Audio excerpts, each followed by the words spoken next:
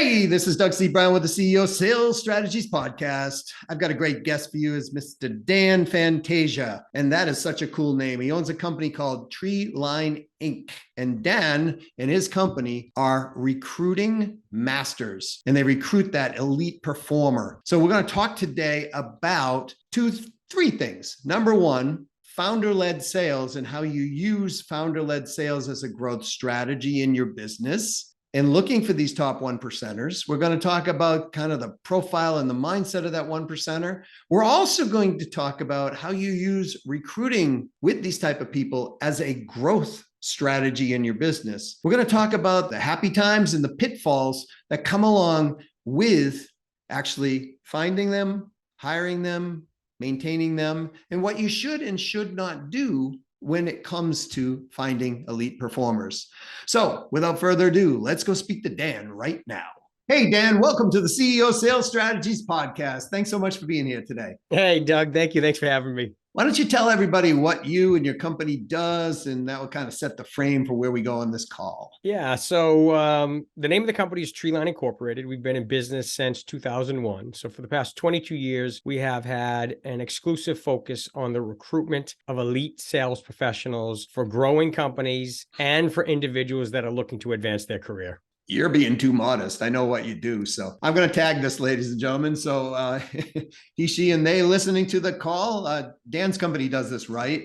And that's the reason he's on this call, because so many recruiters, we'll get into recruitment as a growth strategy, but a lot of them don't look at it as a growth strategy. They look at it as a placement service. And you also do something as well. I mean, you're kind of like specialize in a lot of ways in founder-led sales. I mean, it's kind of something that, you and I had talked about. And why don't we kind of start there, and then we'll work into the recruitment side. That way, all of you who are like, oh, don't get to that, you'll have to listen to the rest of the episode. So Dan, what is founder-led sales to you? Yeah, so let me take a step back. So we kind of fell into, founder-led sales or CEO selling. And the reason being is because a large portion of our market share is in the technology sector. And as a result, we work with pre-revenue companies to companies that are 150 million in size. But our sweet spot is really, it is 5 million to 40 million. And as a result, when those companies come to us, many times they are struggling with their sales model. So they have typically a founder or founders that are the lead sellers. They're the people that bring in the business.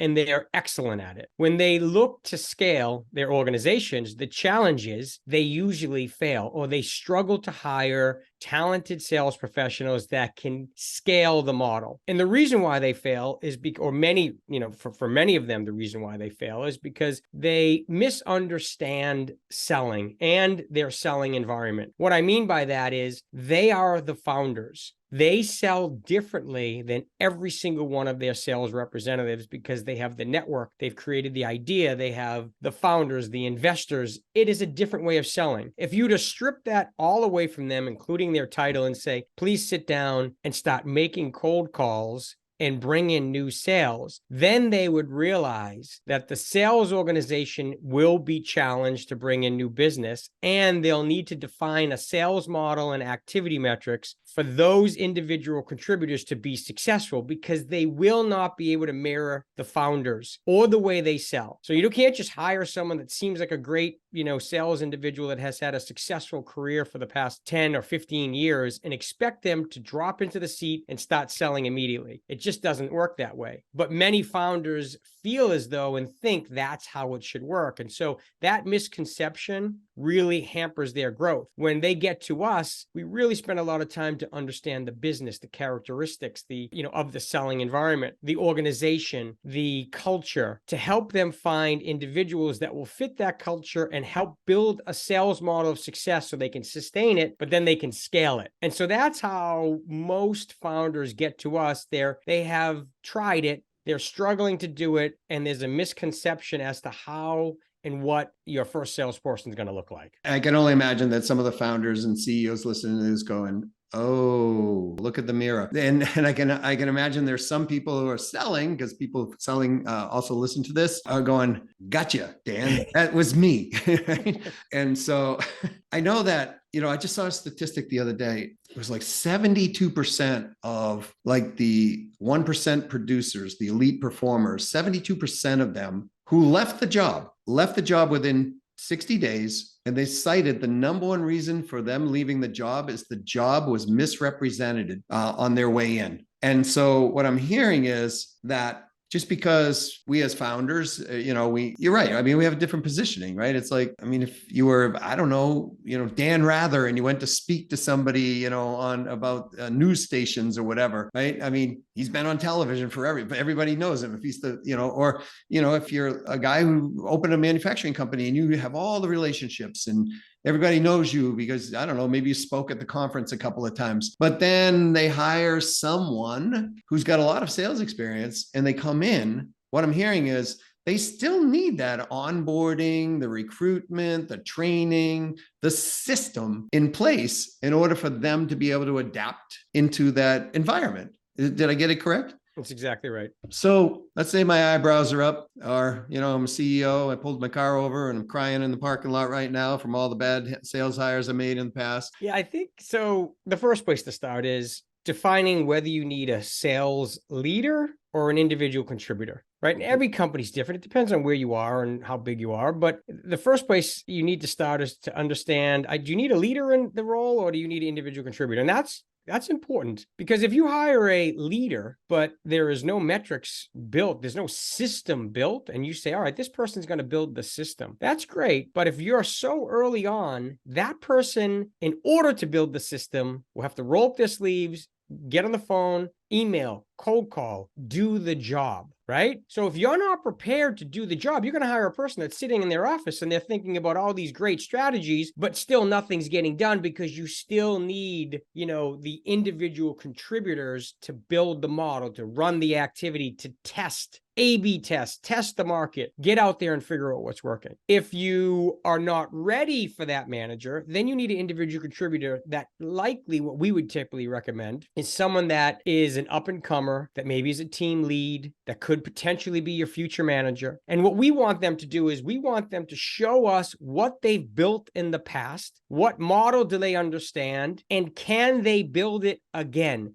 And when we say build it again, we mean do it. We mean figure out how many calls you need to make on a daily basis, on a weekly basis, and on a monthly basis. How many emails? What kind of cadences do you have? What kind of email marketing are you doing? What kind of LinkedIn connects and social media? What does it take to get a prospect to reply and respond to you? And then what does it take to close a deal? And once we figure that out, which could, by the way, it's going to take you a long time, but it's going to take 3 to 6 months just to start to figure that out. Once you figure out the activity metrics required to be successful to close one deal, now you need to really think through and figure out how many deals are possible on a monthly basis so that you can start to identify the monthly and quarterly and yearly targets of these individuals. Then you start building quotas, and now you figure out if a person could drive this much activity, they will produce $1 million in business. You hire the second person, and what happens? They follow the exact same playbook, same amount of calls, same amount of emails, same amount of social. And now, ultimately, you will give them a $1 million quota. And now you can do $2 million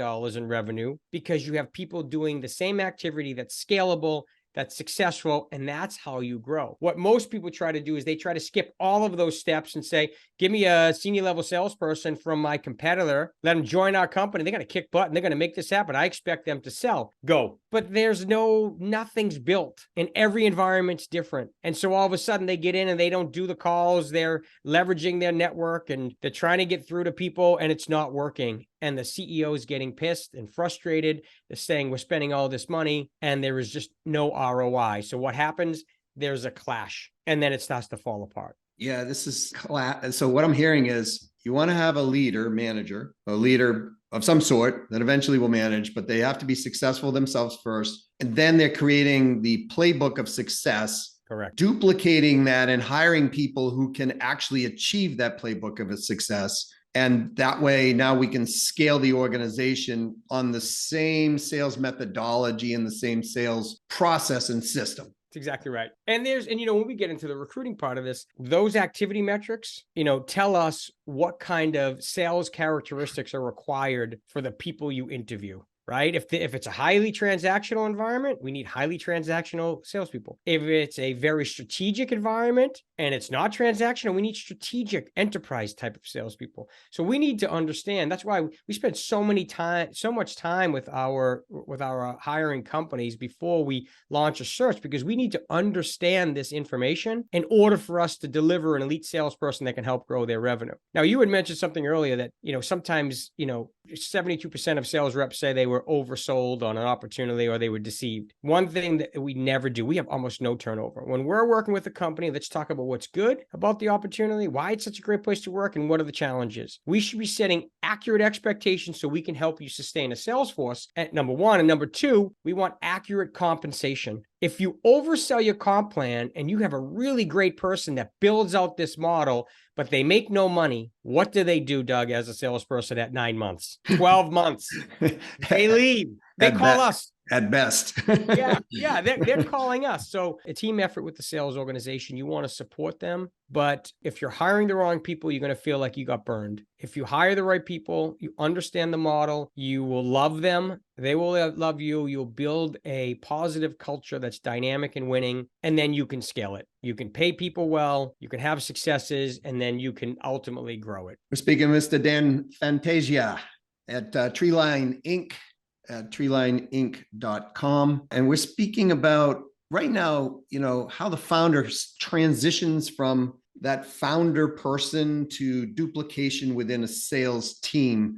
Dan, you remind me of a story one time. Somebody was like recruiting me out of the blue. Actually, I did a training class for somebody, and one of the CEOs called me afterwards, and he goes, "I want to hire you." And I go, "Well, thanks for the compliment." He goes, no. Annual compensation is $5 million a year. I want to hire you. And I said, "Well, you have my attention." And he said this, he goes, "5 million is what you should make." I said, "What is your nearest rep making today?" Mm-hmm. He said, "No, I don't want to talk about that. I have the ability to make $5 million. I said, "How many salespeople do you have?" "We have 11. What is the nearest comp that is happening today?" And he goes, 200. Yeah. It was like it wasn't even $200,000. I said, "Okay, so tell me how I'm supposed to get to $5 million. And he went through the plan and the process. And I said, "That's not achievable in the time frame you're looking at. Not because I'm a negative, person, but it's going to cost you twice as much as you think it is on your budget to do this. And it's going to take you 2 to 3 times longer than you think. Because if you're telling me what you're telling me about your sales team, you've got to clear or retrain or something. And that's going to take 6 months in itself. And now you've got to rebuild from there." And he's like, "No, you should make 5 million in your first year." I'm like, "It's never going to happen." He said, "Well, and then I asked this magic question. I said, 'Are you making 5 million a year?' He goes, 'No, I'm not, but I own the company.'" I'm like, "Oh my gosh." So the reason I bring that story up is because, to your point, do not over pump the comp plan. Yeah. Because, here's the thing. If I came into this organization, let's say I took the job, which I didn't, and I made, I don't know, $1.6 million, which most people would be happy with, right? But the reality is I'm so far away from 5 million, I'm going to be I'm going to be like, yeah. Whoa. Right. So if he had talked realistic numbers and we set, like you said, the good and the bad, what's good, what's bad. He didn't want to get into that. He just wanted to kind of put it out there. So founders, please listen up. CEOs, if you own your company, if you're responsible for these positions, just be truthful. Tell them, "Hey, you're coming into an environment that, our processes are awful and we're doing this about it, or we're doing that about it." And you said something, my ears went, cha-ching, ring, ring, ring. You said there's virtually no turnover when you do this right? So the interesting thing is, the questions you just asked? Yes. We would ask that of our clients and we'd help them figure that out. Because when we're recruiting a top person like Doug Brown, guess what questions they ask us? Those exact questions. I mean, we are we've been around for 22 years. We have a humongous network. We've been doing this forever, right? When we're talking to our top reps and they're saying, "I'm selectively looking, but I'm not in a rush. When you find something that meets my criteria, let me know. And so when I'm sticking my neck out supporting your organization that nobody knows about because it's small and we're trying to build, growth, we want to be able to stick our neck out and answer all the questions. The second we can't answer a couple of questions, Doug, you're saying to me, you guys aren't credible. Right. I'm not interested in this opportunity. So it's our job to help our CEOs and the founders figure this out and ask these tough questions so that they have the answers. We have the answers. And as we go to market, we have a consistent message to make sure there's no confusion, there's full transparency, and we're not wasting people's time. So truth and disclosure is really that important. And I agree with you 100%, Dan, because I mean, I've been in that position. Not only that, I mean, in my position, I was been asked many, many times as that. But, I've also been in that position where I had 166 people that I managed and they were salespeople, right? So we had to kind of recruit we did recruit, right? In that process too. And I found that our elite players, they're the ones to be the most truthful too, because it doesn't scare them off. They're like, a lot of people, I think, I need a top-notch salesperson. So I'm going to just kind of omit this and not tell them about this, or kind of puffery on this point a little bit. But if you just said, look, our systems have messed up. We're going to, you're coming into an environment where we're reorging and this is happening and it's a little messy. And, this is what the expectations you could have. And this is what's not going to happen. And if we just did this, the ego strength of an elite producer goes, okay, I can help you with that. I can handle that. Yeah. Yeah, it's right. You're exactly right. Like we're not trying to oversell the company or the candidate. We're trying to find a good match, right? When you find a good match, you feel great. It feels great, right, Doug? Company grows, they refer you to people. Candidate loves the opportunity, they grow their career. We've built such a strong brand we have such a loyal following because we believe one of our core values is do what's right. We believe in doing the right thing. There is nothing that feels worse than helping a person find an opportunity that you highly recommended a new company to, and 6 months later, it doesn't work out. You've disrupted their career, they're pissed, the client's pissed, everyone feels like crap, right? There's just a pit in your stomach. We do not want to do that. We're not about just putting people in jobs. Help us figure out your model. Let's get to the transparency and understanding what a good fit is. Let's bring it to the market. We'll bring you elite salespeople, and just don't oversell them. Let's build a model together. And by the way, when you scale, you'll continue to use us because we'll keep bringing you elite sales talent that can help you grow that business. I love that. Planting the seed, brother. That's all right. That's what we do. That's what we do. We just help. We help one, like a lot of these VC partners. They come in and they use us, and we build basically a playbook for them, and they use us over and over and over again in their portfolio companies, and we continue to produce amazing results for each one of their companies. I love it because planting the seed is a trait of a 1% earner, right? And so, listen up, founders. If you don't have these people, you want them, right? Because it's cool because you plant the seed and you never know that with that beautiful, tree is going to, start to grow out of that, right? But if you never plant the seed, it's like, I don't know what the stat is any longer. It was like half the people in sales never ask for the sale or something like that, right? Yeah. It was like, oh my gosh, you do all that work, you get there. And I've seen this happen. I've seen this where there's been 3 or 4 buying signals from the CEO. Like, yep, we're ready to go. Yep. I had one say, you know what? I need a PO number on this. And the salesperson just like shied off it. And I'm like, you got to be kidding me, right? So so thank you for planting the seed. I did want to say something, like being a founder or an owner or somebody who's, grown this baby from, infancy all the way up, and they've just toiled and struggled or, and had good times too. It's not easy to do that. So sometimes we make mistakes as founders or owners. And the cool thing is, if you find the right people, the people you're talking about, those 1%ers, those elite performers, they can think like a founder, an owner, a CEO in many cases. So they understand what that person is going through. And if they're, as we said, truthful to them, they can actually be an asset. And so they could say, oh, geez, hey, boss, I think you're running down the wrong path enthusiastically here. And here's the reasons why, because in situations I've been in, X, Y, Z, we did the same thing and we burned ourselves like here, So we want to look at the profitability, not only just the revenue growth from what I heard and they can talk CEO language and things like that. And so I love this conversation because one of the biggest pain points for companies is finding the right sales talent. And I know people who have struggled for years and years and years and years, which now Dan gets referrals for, because the reality is it doesn't have to be a struggle, Dan, right? I mean, once you understand what you understand, it's not really that big of a deal anymore, right? I mean, I'm not saying it's, piece of cake. You just like throw an ad out there and, you got 18,000 people that apply. What I'm saying is you have a system and a process down, which gives the founder, the CEO, the owner, the leverage of 22 years of you being in the trenches and doing this the right way now. And they can just walk into a system and do that. Right. So with the right resources, it can be easier, but it's tough. I mean, flat out recruiting is hard. It is hard. We're working with people. So they're unpredictable, right? So it's a tough business for certain, but if you do it for the right reasons, like you feel really good about this when you help two parties come together. I mean, it feels great, Doug, right? Sometimes when, sometimes a company is looking to hire and what they say is, all right, I know how we're going to make this easy. Go find a person for my competitor. And by the way, we're a $50 million company and our biggest competitor is a $1 billion company. The problem is, and you mentioned it earlier, is let's say we do go after those individuals. Now they come from a big organization. Many times they don't work well in a small startup entrepreneurial environment, number one. And number two, if they are considering you, what's wrong with them?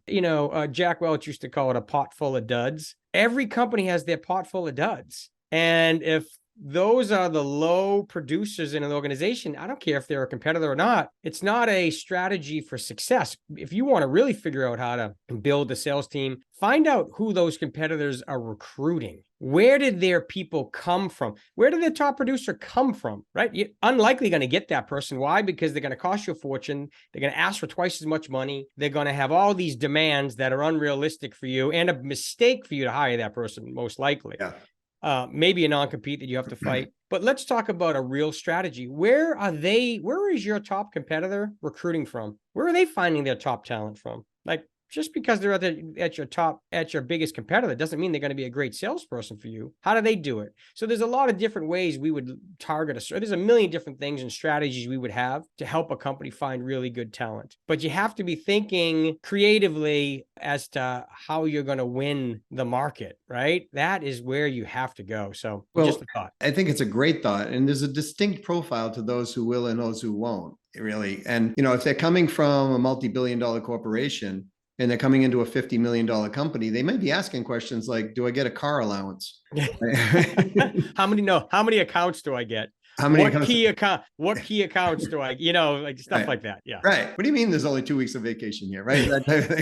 Like, so it's one of those things that, and I think you hit a really good point, which is it's not just about recruiting. It's about finding the right match. So they play win-win. And what I've noticed is the companies that do the best job at that retain their people the longest. And they don't just retain the duds, because if the system's set up right in the company, it actually flushes the duds out of the system. They can't compete on that level. So when they have these elite producers in their company, then what they're doing is they're constantly raising the bar. And it's like, quota doesn't exist, dude. It's like, that's not even an issue. We don't even talk about quota.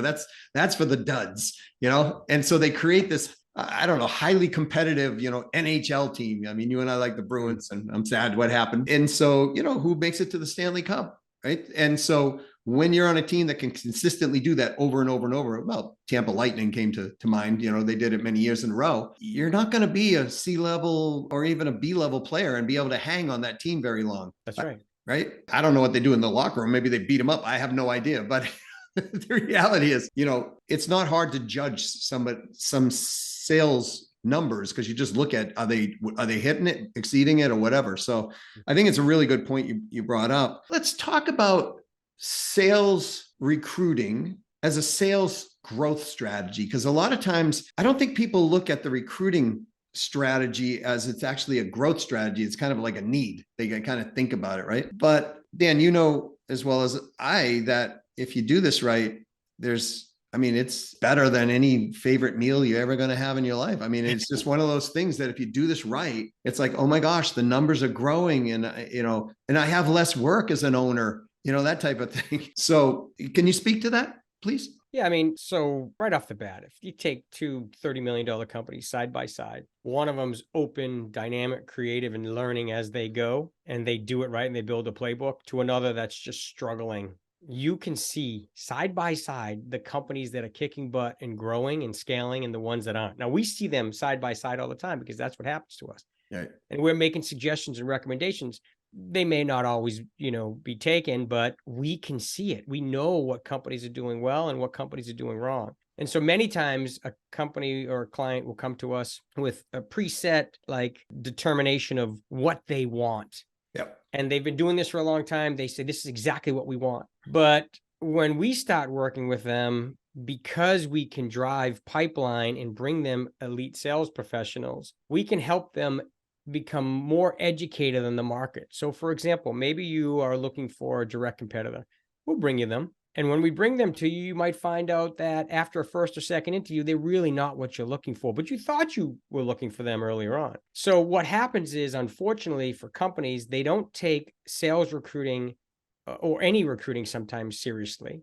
Sales recruiting is very difficult. So internal recruiting resources usually don't spend a lot of time on it. Mm-hmm. Because there's so much rejection. It's so challenging to get, and maybe even intimidating for some HR departments to get a really talented salesperson live and interested in an opportunity. And as a result, they don't see the talent. And because they don't see the talent, coincidentally, they just happen to hire the one that they think is the best out of the group of people that they've seen. But it's because HR has focused on the ops role and the admin role and all these other roles that are low-hanging fruit, easier to identify, easier to find. But the salespeople, it's really hard. They're very confident. They have egos. You've got to get in touch with them. You've got to convince them to talk to you. And then you've got to convince them that there are opportunities out there that they should be considering. And that doesn't bode well with many departments. So as a result, while the CEO finds it to be incredibly serious, the rest of the team feels as though it's the biggest struggle. So they never see the talent. They don't get the people they want. And then, in comes Treeline. We have the network. We know how to do it. We bring talent to you so you understand who the competitors are and who the top producers could be in your organization. We introduce you to the talent. We show you their social backgrounds. We show you their compensation expectations. We show you their average deal size, their sales cycle, their quota. We give you all the data you need to understand if they're a good fit for your selling environment, knowing that they're interested in your opportunity. They want to speak with you, and it's your opportunity to kind of get them excited about who you are and where you're going. That is what's usually missing for most smaller companies. They just don't have the resources or the expertise to bring a level of talent and data, enough data to you to really, truly understand what it is that you're looking for in the next hire. So Dan, if people want to get a hold of you or a hold of your company, they're like, okay, I got it. I want to talk to Dan. How do they do that? If they want, they can connect with me on LinkedIn anytime, message me directly. You can call me if you want. Call me on my direct dial. If I don't know if that's what's something that the you're number? Comfortable with. It's 781-327-8902. But also go to our homepage, hit the contact us form. We'll reach out to you immediately, or our resources page, Doug, treelineinc.com. The resource page has some really good articles on selling characteristics. There's a compensation calculator. That stuff's awesome to navigate and figure out what kind of individuals you're looking to hire and what you should be paying them. Well, and I would imagine there's not a lot of Dan Fantasias on LinkedIn. Are there more than one? No, there's not. Yeah, it's just Dan Fantasia. Yeah. That's kind of a unique name. Yeah. I have the last name Brown, so I'm sort of, hosed on that one for sure. But I have a question that I know is probably looming with people listening, whether they're looking, whether they're looking to come into a company, or let's talk about the from the owner's perspective or the company size you're talking about. Let's say I want to hire 5 more salespeople. I'm a company. I don't know. I got 5 salespeople today. I want to double the size of my sales team. I'm the owner of the company. Everybody knows my name, as it was said in Cheers, that type of thing. And for those of you who aren't old enough, Cheers was a show on television. Ted Danson, you can look it up. But I have the looming question. Should I hire more salespeople now, or should I get set up first to be able to handle these, elite producers and these top 1%ers? Because, Dan, I mean, I heard Doug on this podcast say they can be a bit of a handful too. You know what I mean? Like if they're, they're like, wild ponies that are running around out on the field if I don't have some type of corral or something to give them direction. So what would you say to the people who are saying, okay, should I hire them now, or should I build something first and then go after and hire them? I think I'd assess the sales team and see if all 5 people are at 100% a quota or above. And if they're not at 100% a quota or above, I would try to identify why. And it might just be their personality characteristics. Then I would probably top grade first before I did anything. I wouldn't scale yet. I would top grade. For people who don't understand that term, top grading, would it be? It sounds like a Tom Cruise, term, right? So yeah. So I would basically be recruiting for my next top performer and releasing my lowest producer. What? We just don't keep them on payroll and keep paying them even though they're costing us money? Right. Yes. So I would do that first. That blows away. That's done. No, I mean, how can we keep people on? We have to keep them on, right? Yeah. He's my brother's sister's cousin. I got to keep him on, right? So, I'm making obviously that to an extreme because I see that happen so often in companies. You can't throw more bodies at it when, when it comes to labor efficiency ratios, you need to make sure your team is all at 100%. If they're not, then they can't be there. So you need to top grade. And if your team can't help you find additional elite sales professionals, then you need help. You need some kind of resource that can get you there. And how do you know? Your top producer now might be a bottom producer after we introduce you to some additional talent. What? We top grade the top grade? But you know what I mean? Work through the bottom of the organization that can't hit their numbers and top grade. And then once we have a real team and a strong LER, then we think about additional scale. But it makes no sense just throw more bodies at it and hope that something's going to work. Wise advice. Because I see companies do this all the time. Then they go out and they recruit the 5. One out of the 5 works out. Yeah. And then they lose somebody internally because, they realize, oh, I'm exposed, then they leave. So now they're down. They got 4 salespeople, right? And so it's just a never ending cycle. So that's like really sage advice. I wanted to this top grading thing. So many people have aversion to embracing that. And I will tell you all that are listening, and Dan knows this because you've been doing this for 22 years. It is one of the highest growth strategies you can play within a sales team, right? You release the ones who aren't working and you fill it. So if you look at your top producer today and you say, this is our bottom level metric of what we accept, and you make your top producer your lowest metric, then you're going to hire people at least there and above. And so now you have a new standard. And when you bring enough of these people in, the bottom crew is going to feel shaky anyways, and they're going to leave. But as you said, you could proactively do it in a very nice and kind way. And founders, CEOs, sales managers, sales VPs, presidents of divisions, for the love of whatever deity you listen to, do not give your best leads to the lowest producers to prop them up. Please. And I see that happen over and over, Dan. And then you look at it and you do exactly what you just said. You top grade it, get a guy like you who actually knows what they're doing. You help them top grade it. All of a sudden their revenues go up, but their profitability goes up. Right. Wow. You're growing not to grow. You're growing top and bottom line revenue.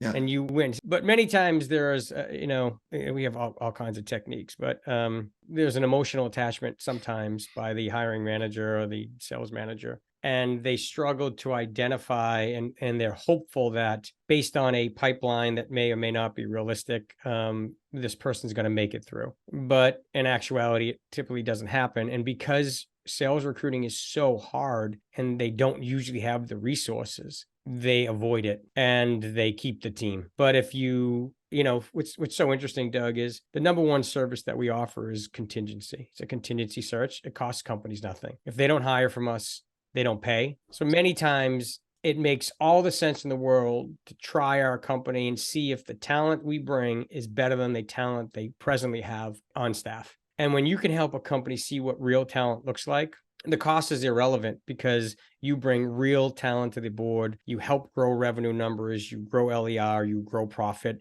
and the company takes off. But without that support, you're just making it that much more difficult for the CEO, the founder, the hiring manager, the VP, whoever it is. If they don't have the resources to find these people, it just becomes a battle. And as a result, instead of battling through it, they'll just keep the duds and hope that they'll hit their number. And no fireworks on 4th of July at that point, except the one producer that's actually doing it.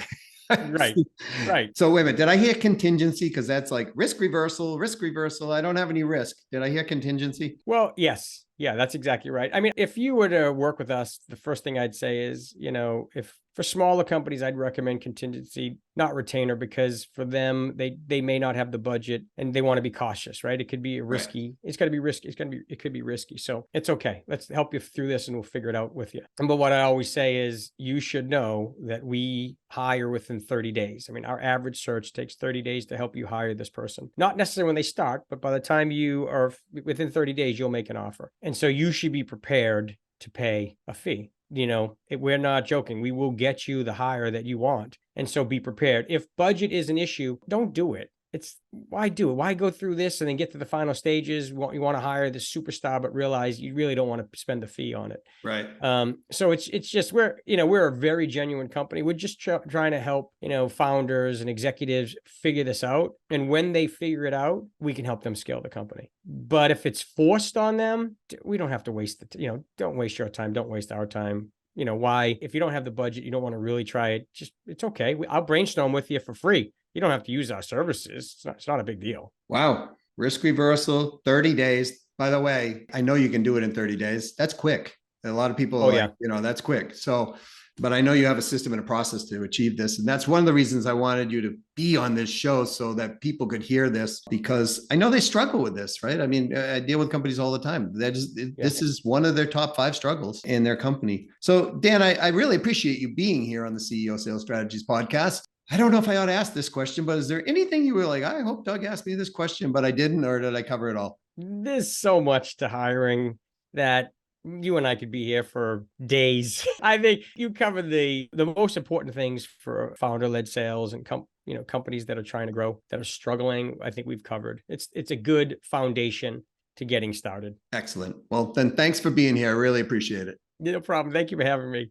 All right. What'd you learn? Well, I hope you learned a bunch of stuff here. Firstly, if you're going to go try to recruit these people, please do not oversell the position. You want to be truthful. Yes, I said truthful, not honest. Honest is subjective. Truthful is objective. These people are not afraid that if things aren't 100% there, as long as you tell them up front, they're going to help you solve those if need be. But here's the thing. If you hire a person like this, and they are truly a top 1%er, and you don't have systems in place, you don't have the processes in place, they're going to make it up because they want to make money. And if they find they can't accomplish that, they're going to flush out of your organization pretty quickly. And that costs you a lot of money. If you are a 1%er and you're interviewing, ask the tough questions. I know you do anyways, but ask the tough questions. Ask them, is anything like going to be an impediment, right?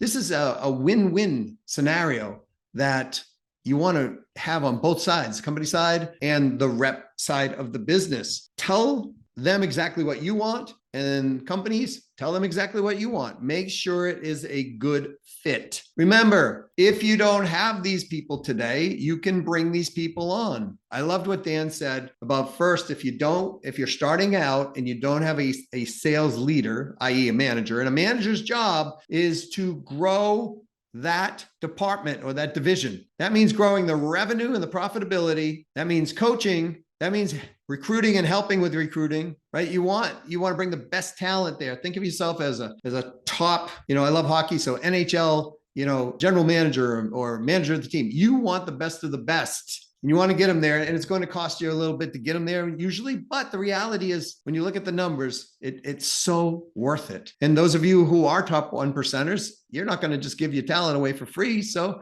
you've got to convey your own value in that position as well. So what I loved about what he said was also about top grading. So if you have a team today and they're not all performing, look at your top producer that top person. And what you want to do is say, okay, what are the characteristics, traits, and what are they doing on a daily basis? Capture all of that information. That's how you can start out with a sales playbook, by the way. If you don't have one, you start with that top person and you really document this out. And then what you do is you go, this is going to be our bottom line standard. Our bottom line standard is our number one producer today. And we are not hiring anybody under that profile, under that ability. That's it. And you start building from there. Then when you get there on the next annum, if you will, or you're looking for more people, you do the same exact thing. You take that top person and you say, this is our lowest standard. And you just keep doing this process over and over and over. And over time, you will fill up with elite producers. Now, remember, you got to